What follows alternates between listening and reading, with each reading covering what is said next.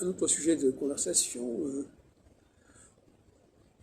Est-ce que vous pensez que les dates sont importantes? Par exemple, est-ce que ça fait sens de célébrer euh, le centenaire de la naissance de Proust ou ou le bicentenaire de tel et tel événement? Est-ce que c'est important, cette célébration du passé, justement? Cette évocation, je sais pas, en disant, voilà, il y a 100 ans, il y a eu ceci, il y a 300 ans, il y a eu cela, il y a 30 ans, on a célébré ceci, cela. Est-ce que c'est intéressant pour vous de se référer à des événements qui ont eu lieu il y a 30 ans, il y a 100 ans, il y a 200 ans, il y a 300 ans? Qu'est-ce que vous en pensez? C'est, en La société fonctionne comme ça. On est constamment en train de célébrer la la naissance. célébration, en fait, ça a à voir avec la connaissance du passé. Et cette connaissance du passé, elle est importante uniquement dans la mesure, mais qui n'est pas mentionnée, uniquement dans la mesure où on croit à une sorte de mystique des nombres, Oui. des événements. Ah oui. C'est-à-dire, on recherche par exemple les dates qui coïncident les unes avec les autres dans l'espace pour en déduire l'existence peut-être d'une providence. Oui. Puis alors, il y a aussi Quelque chose de oui, supraterrestre peut-être, en effet, vous avez qui raison. veillerait sur les Ouais. hommes en fait. Oui. Mais est-ce que c'est vraiment c'est une superstition maintenant? Mais à l'époque où on était plus religieux, c'était pas une superstition. C'était ça entrait dans l'ordre du monde en fait. On ne le mettait pas en question. Oui. Donc ça indique que dans la modernité, il y a encore une influence judéo-chrétienne liée au temps. Par exemple, dans la Bible, il y a des passages où la Bible, vous lisez le maire des généalogies, des noms Oui. que les lecteurs sont censés connaître en fait. C'est comme des pense-bêtes, des nota bene.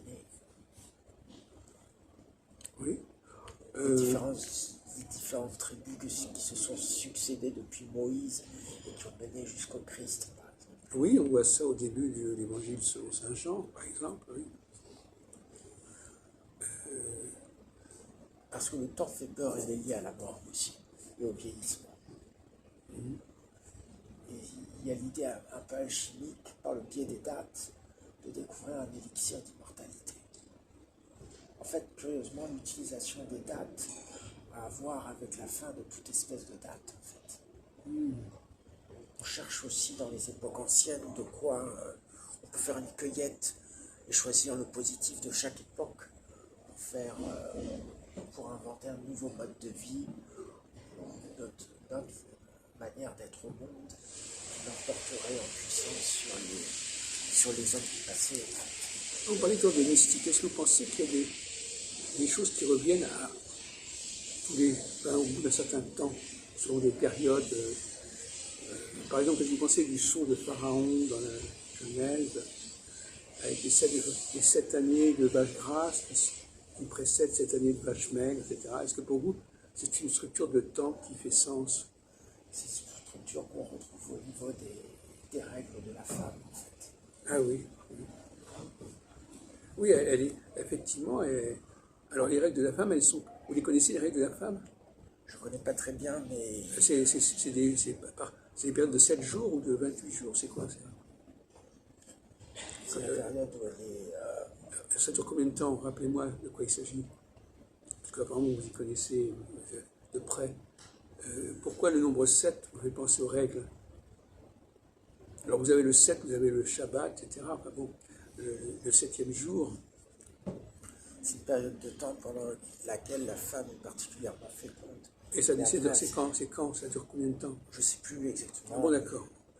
Mais en tout cas, pendant ces règles, elle perd des lambeaux de vagin. En fait. Oui, oui.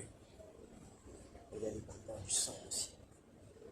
Qui est le même d'ailleurs, le sang en couleur, que le sang qu'on faisait ruisseler des animaux lors des hécatombes, ou alors lors des sacrifices aux dieux aussi.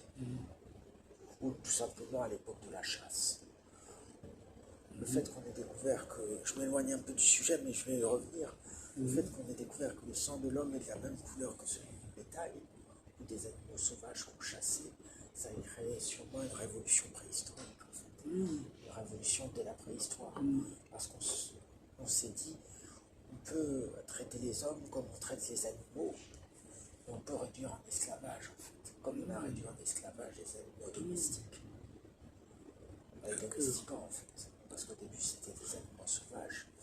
Donc, pour en revenir au cycle, ça a à voir avec les astres aussi. Oui, justement, oui. Avec le jour et les lunaisons aussi. Oui. Vous y connaissez un peu en astrologie, en Non, chronologie? je connais quelques dates. Parce qu'effectivement, vous avez raison, quand on parle de la cycle, est-ce qu'il y a quelle est la dimension cyclique de notre humanité, finalement, de notre vie? Est-ce que les choses fonctionnent par cycle, par période? Par exemple, prenons le cas des démocraties. On élit quelqu'un, par exemple, pour 5 ans. Oui. Donc, il a 5 ans pour faire certaines choses, et au bout de 5 ans, on lui dit, vous remettez en question votre poste. Est-ce que, pour vous, on est dans le cycle, là? Oui. Alors, est-ce que c'est la meilleure façon de fonctionner, pour vous, cette façon de déterminer le temps imparti pour faire telle et telle activité, pour tel et tel mandat, etc.? En fait, c'est une survivance du grand pontife. C'est-à-dire que le chef d'État a un pouvoir magique, en fait. Oui, mais enfin, comment est-ce qu'on pourrait faire l'économie de ce système de mandat d'une certaine durée? Quelle est votre idée de la représentation, de l'élection, de la démocratie? C'est quelque chose qui rassure, surtout, les électeurs. Quelle est votre façon comment concevez-vous l'exercice du pouvoir et la détermination des responsables qui sont mis au pouvoir? Vous êtes pour un référendum constant? Vous êtes pour des référendums ou des élections tous les 5 ans? Vous êtes pour quoi exactement? Vous êtes proche des Gilets jaunes? Vous êtes quoi exactement? Quel est le mode de fonctionnement idéal d'une société, sur le plan politique, sur le plan du choix de ses dirigeants? On ne peut pas le savoir avant d'avoir parcouru toute l'histoire. Pardon? On ne peut pas le savoir avant d'avoir parcouru toute l'histoire. Oui, d'accord, mais enfin, ça veut dire quoi? Alors, et moi, alors, je comprends pas, qu'est-ce que c'est cette réponse? Il faut avoir une préscience de ce qui s'est passé autrefois. Aujourd'hui, les gens, ils ont des convictions, ils ont des certitudes à ce sujet. Donc, il y a des gens qui parlent beaucoup de certitude vis-à-vis de ces sujets. Non, mais je veux dire, on ne peut pas reporter à un sine-die le débat. Oui. Ça, c'est une façon un peu évasive. Donc, voilà, bon, on verra bien. Si on vous demande quel est le mode de fonctionnement optimal pour une société, est-ce que c'est, par exemple, le système représentatif, où on élit des députés, un Premier ministre pour tant d'années, et au bout d'un temps d'années, il y a une nouvelle élection? Est-ce que pour vous, c'est le mode de fonctionnement le plus intéressant, ou est-ce que vous en avez d'autres en alternance, en alternative? Là, on se situe dans la représentation libérale et parlementaire. Donc, alors vous êtes monarchiste, vous êtes quoi exactement? Je serais plutôt pour l'autogestion, en fait. Oui, c'est ça. Alors, oui, alors l'autogestion. Alors, il n'y a pas de rapport au temps dans l'autogestion? Si. Si, bien sûr. On est obligé de donner un certain temps pour que quelqu'un fasse quelque chose. Lui donner trop de temps, c'est lui donner l'autorisation d'être un tyran ou un dictateur. Alors, quel est le temps idéal qui est ni trop court ni trop long? On le saura à la fin de l'histoire. Enfin, vous ne serez plus là pour le savoir. Très bien. Je peux en avoir une préscience, peut-être en étudiant beaucoup. C'est évasif tout ça.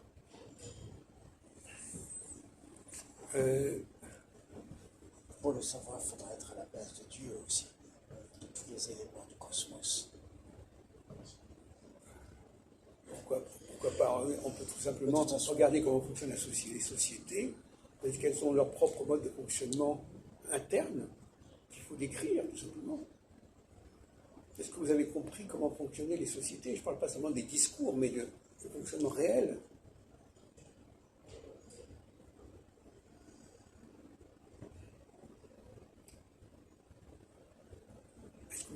Est-ce dans votre vie, vous avez observé, par exemple, la question des empires, par exemple, c'est intéressant, la colonisation, la décolonisation.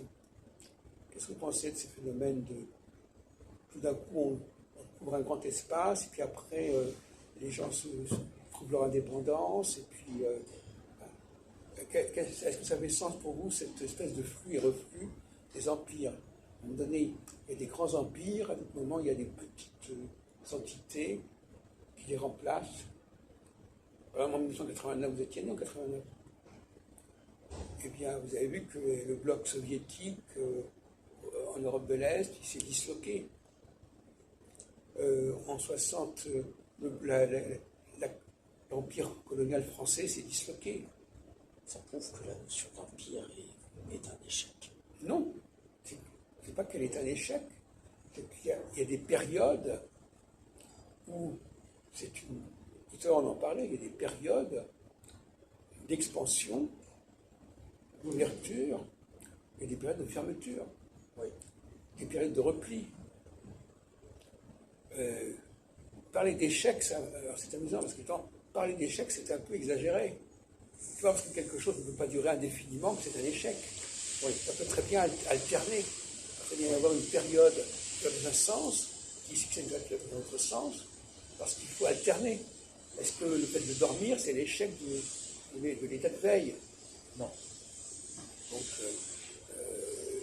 qu'est-ce que c'est une sorte d'échec? Même quelqu'un qui meurt, il n'a pas forcément échoué parce qu'il est mort. Il y a un temps pour les choses sont un certain temps. Voilà, à un moment donné, c'est comme quelqu'un qui prend sa retraite. Il ne prend pas sa retraite parce qu'il a échoué, il prend sa retraite parce que le temps est arrivé de laisser la place à quelqu'un d'autre, etc.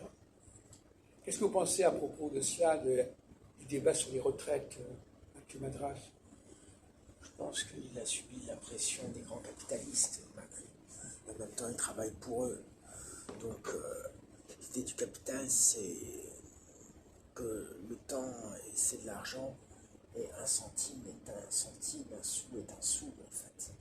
Donc, d'une certaine manière, ça vise à faire travailler la population encore plus pour la réduire en esclavage. Et cet esclavage, il est nécessaire à la stabilité, par exemple, de l'Europe, en fait. D'après du point de vue des députés, des parlementaires, des propriétaires qui noyautent les institutions, en fait. Oui. Parce que il y a cette notion de lutte des classes qui fait que pour un grand bourgeois, pour un oisif, quelqu'un qui vit de ses rentes ou des revenus du capital, le peuple est un ennemi, en fait. Et pour contrôler cette masse, le travail est la meilleure des polices. Donc, pour pas qu'il y ait de contestation et que l'empire dure longtemps, nécessairement il faut faire travailler les gens un maximum, en fait, pour qu'ils s'épuisent dans le travail et qu'ils soient perdus par rapport à des questionnements qui pourraient remettre en cause l'appareil politique qui est le pouvoir. Alors, à ce propos, justement, comment pensez-vous la relation entre les employés et l'employeur? Parce que les gens, finalement, souvent, ils veulent du travail. Ils sont en recherche de travail. Donc, ils doivent passer par un employeur. Oui. Ils veulent qu'on les emploie. On les réduit à la pénurie aussi, afin qu'ils trouvent un emploi. Parce que le RSA, c'est pas mirobolant non plus. Ils ont le choix entre la pénurie et la servitude. Et la pénurie est une forme de servitude aussi. C'est ça qui les amène à travailler. C'est pas pour l'amour du travail en lui-même, en fait. C'est aussi parce qu'il y a une pression sociale qui fait que même si elle est nombreuse, la masse de chômage reste comme une minorité forte par rapport au reste de la société. Oui, mais enfin, ça veut dire qu'on accorde un rôle important à l'entrepreneur. C'est lui qui va vous employer, c'est lui qui va vous payer, c'est lui qui va vous faire travailler. Et la plupart des gens, ils veulent un boulot. Alors, est-ce que travailler, vous avez un rapport au travail qui est un peu spécial? Pour vous, les gens ne s'épanouissent pas dans le travail. D'ailleurs, ça dépend ce que vous entendez par le mot travail. Parce que, par exemple, quand vous venez préparer un ouvrage, est-ce que vous êtes dans le travail? À partir de quel moment on est dans le travail, à partir du moment où on n'est pas dans le travail, M. Madras? Ce qu'il faudrait préciser, c'est le salariat, en fait.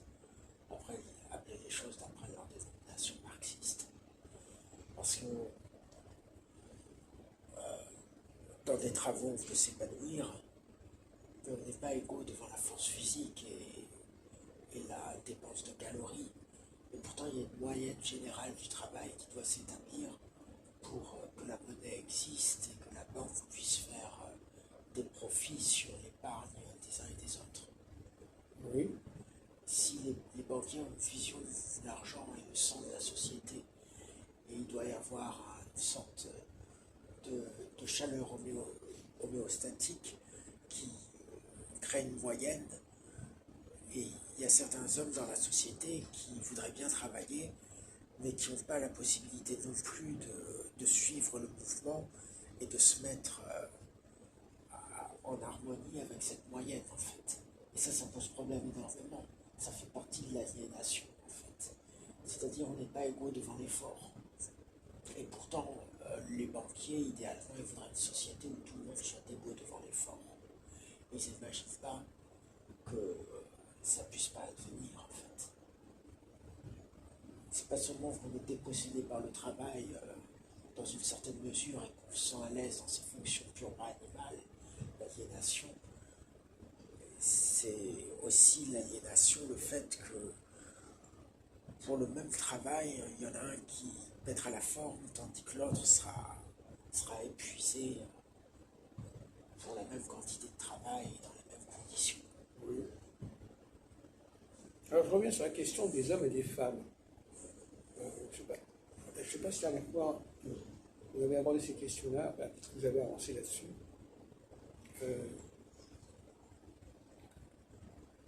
Qu'est-ce que vous pensez de la promiscuité? La promiscuité. Oui. Est-ce que c'est un mal nécessaire? Est-ce que c'est quelque chose qu'il faut éviter? Qu'est-ce qui déclenche, qu'est-ce qui détermine la promiscuité? Qu'est-ce que c'est que, quelle est la cause de la promiscuité? C'est aussi un régime capitaliste avec des bâtiments qui sont construits pour très peu cher et où les gens sont entassés comme du bétail, en fait, dans les immeubles de rapport. Non, mais je veux dire, promiscuité, par exemple, quand vous avez des hommes et des femmes, est-ce qu'ils peuvent vivre ensemble, les hommes et les femmes, sociaux? Est-ce qu'ils ont les mêmes valeurs, les mêmes modes de fonctionnement, les mêmes critères? Je pense pas. Donc, Il y a une sacrée différence. donc là, si on les forcer à vivre ensemble, c'est les forcer à une promiscuité. Oui. Donc vous pensez qu'il faudrait qu'ils se voient que ponctuellement, ça? Je pense que c'est pas bon que l'homme et la femme restent ensemble tout le temps. Oui. Donc on retombe là dans l'idée de... Alors, donc finalement, de vouloir qu'ils soient ensemble, c'est une forme de sacrétisme en fait. Oui. Et donc vous n'êtes pas pour ce type de sacrétisme. Alors, donc vous avez acquis la conviction. Est-ce que vous pouvez nous préciser les fondements de votre conviction sur l'incapacité du vivre ensemble entre ces deux sexes? Est-ce que vous pouvez éclairer nos contemporains là-dessus? Pourquoi est-ce que vivre ensemble, pourquoi est-ce que c'est toxique que les hommes et les femmes se fréquentent de manière trop suivie? Qu'est-ce qui diffère? Qu'est-ce qui est incompatible? Où est la compatibilité entre les deux sexes? Je pense, en fait, que le complexe d'Oedipe se prolonge à l'état adulte. C'est-à-dire, secrètement, l'homme a envie de retourner dans le ventre de la femme. Et ça, c'est extrêmement nuisible s'il lâche la bride à ce désir inconscient. Ça peut le couper de ses amis, du travail, de l'environnement. Ah oui, d'accord. Et la femme peut l'attirer dans ce piège, en fait. C'est-à-dire, il y a une sorte de péché originel de la reproduction et de la promiscuité qui fait que, d'une certaine manière, ça date sûrement peut-être des temps préhistoriques, où il y avait une promiscuité telle dans les grottes qu'il pouvait y avoir des massacres ou des meurtres et tout, de femmes qui n'aimaient pas son mari, ou de jalousie, ou d'inceste, des choses comme ça. Oui. On a gardé, quand on voit des frises historiques, on s'aperçoit que la préhistoire l'emporte en temps, en durée sur toute la période historique. C'est-à-dire pendant des millions d'années, les hommes et les femmes ne communiquaient pas entre eux avec ce langage si complexe qui est venu plus tard en fait. Et à ce moment-là, toutes les violences familiales étaient d'une certaine manière, elles existent encore, mais... Vous pensez par exemple qu'il faut élever et éduquer différemment? Vous avez une sœur? Oui. Est-ce qu'elle devient? Je sais pas. Est-ce qu'il faut éduquer différemment un garçon et une fille? Est-ce que l'éducation doit porter sur d'autres plans chez les uns et chez les autres? Au niveau des... Est-ce que vous êtes pour les cours mixtes par exemple dans les écoles? Oui. Alors vous êtes pour cette mixité, en même temps vous dites que ils ne sont pas faits pour fonctionner de la même manière. La mixité, ça permet aussi que les choses en viennent sur le plan intellectuel, en fait. Oui. Pas simplement sur le mode du câlin ou de la caresse. Parce que la caresse a tendance à endormir l'homme et à faire de lui un nouveau-né, en fait. Ce qui pose un problème extraordinaire. D'accord. Justement, à ce propos, pour terminer sur ce point,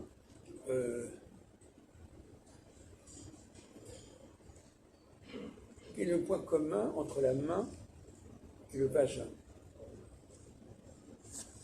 Le vagin est une espèce de gorge, en fait, de fourreau. Oui. La main a besoin de se réchauffer, en fait. On déplace, par exemple, en fait, d'une certaine manière, c'est l'aspect non reproducteur de l'amour que où la main intervient, en fait. Mais disons que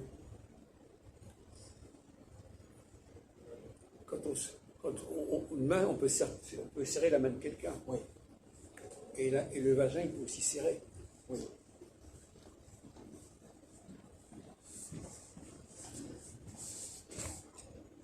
Bon, on va changer de sujet.